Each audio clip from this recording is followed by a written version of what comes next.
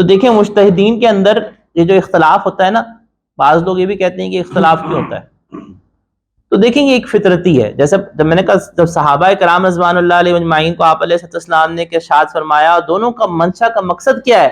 نبی کرم علیہ السلام کے ارشاد پر چلنا.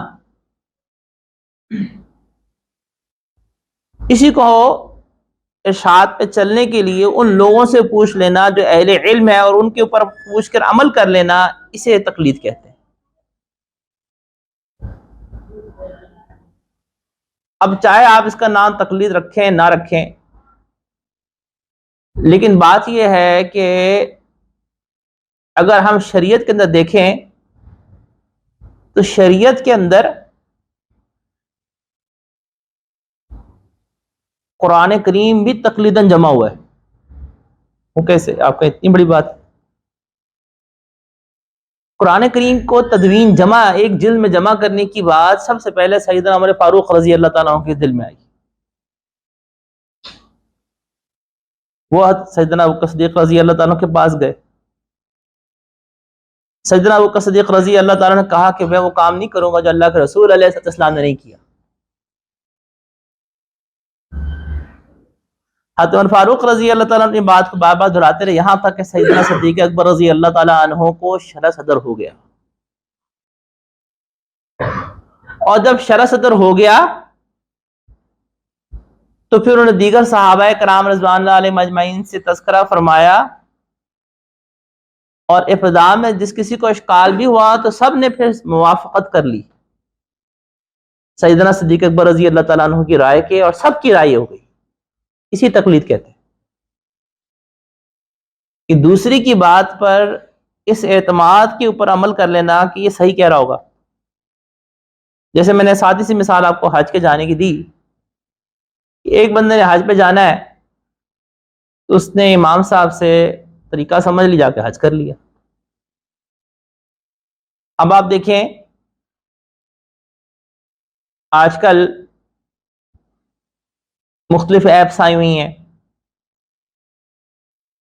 اچھی بات ہے، لوگ دین کا علم سے جڑتے ہیں تو کوئی بری بات تو نہیں ہے، لیکن یہ بات ذہن میں رکھنی چاہیے کہ حدیث صرف ایک دیکھ کر عمل نہیں کرنا، اس موضوع پہ ساری ذخیرہ حدیث کو دیکھنا ہے.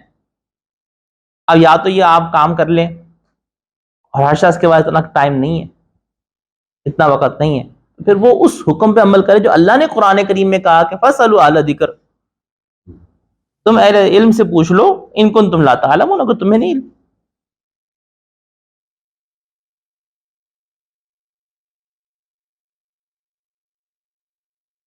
حضرت معاذ بن جبل رضی اللہ تعالیٰ عنہ کو جس وقت نبی کرم علیہ السلام نے، اور یہ ترمذی شریف کے اندر بھی روایت ہے اور سنن ابی داؤد کے اندر بھی روایت ہے،